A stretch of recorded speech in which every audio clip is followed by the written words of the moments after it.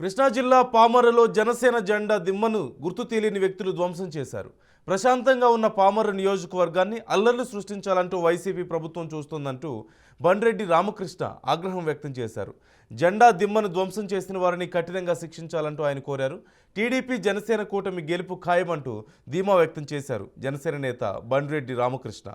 అనంతరం ఏర్పాటు చేసిన కార్యక్రమంలో పామరు నియోజకవర్గ జనసేన ఇన్ఛార్జ్ తాడిశెట్టి నరేష్తో పాటుగా కూటమి నాయకులు పాల్గొన్నారు.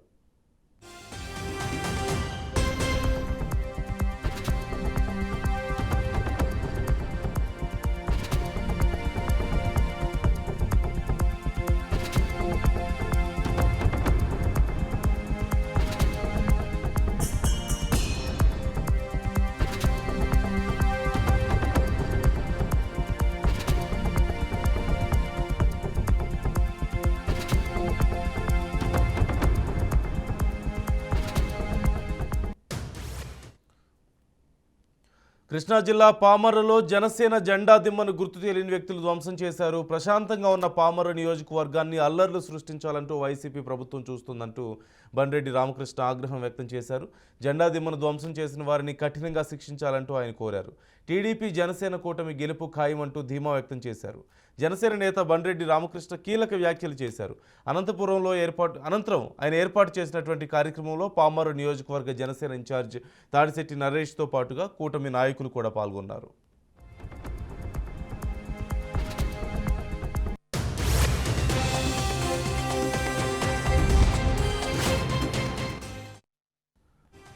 పూర్తి సమాచారం మా ప్రతినిధి ఏడుకొండలు అడిగి తెలుసుకుందాం. ఏడుకొండలు, ఏం జరిగింది? పామరులో జనసేన జెండా దిమ్మెను ధ్వంసం చేసిన నేపథ్యంలో ఆగ్రహం వ్యక్తం చేస్తున్నట్లుగా తెలుస్తోంది. పోలీసులు ఏమంటున్నారు? జనసేన నాయకులు ఏమంటున్నారు?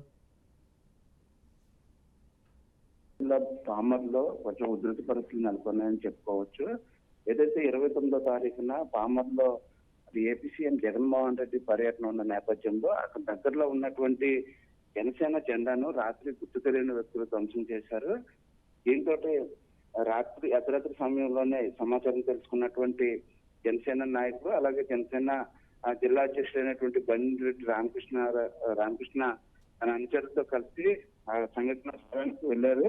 పరిశీలించిన అనంతరం ఆయన తీవ్ర స్థాయిలో ఆగ్రహం వ్యక్తం చేశారు. ఇప్పటికే అటు టీడీపీ జనసేన సమీపంగా ఇక్కడ ఉమ్మడి అభ్యర్థి అయినటువంటి వడ్ల కుమార్ రాజాను నియమించడం జరిగింది. తనకు పూర్తి మద్దతు కూడా జనసేన నుంచి లభిస్తున్న నేపథ్యంలో ఖచ్చితంగా జనసేన టీడీపీ సంయుక్తంగా ఇక్కడ విజయకేతనం ఎగరవేయబోతున్నాయనే కక్షతోటే ఇప్పుడు ఏపీ సీఎం జగన్మోహన్ రెడ్డి వస్తున్నాడనే అంకులో దాన్ని మాటన ఈ దిమ్మను ధ్వంసం చేశారని, అయితే ఏదైతే ఈ రోజు రాత్రికే మరలా తిరిగి జెండా దిమ్మను అక్కడ ఆవిష్కరిస్తామంటూ కూడా ఆయన ఘాటు వ్యాఖ్యలు చేశారు. అయితే ప్రస్తుతానికి ఇదే అంశం పైన గ్రామంలో ఎటువంటి అల్లర్లు జరగకుండా పోలీసులు ఇప్పుడు అప్రమత్తమయ్యారని మాత్రం చెప్పుకోవచ్చు.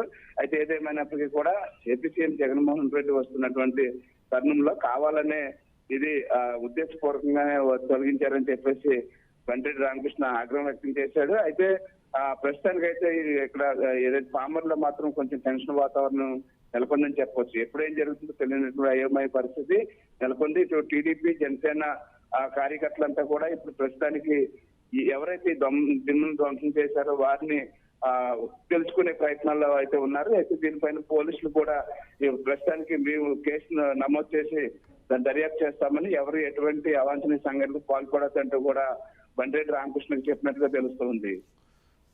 Right, thank you Yedukondalu.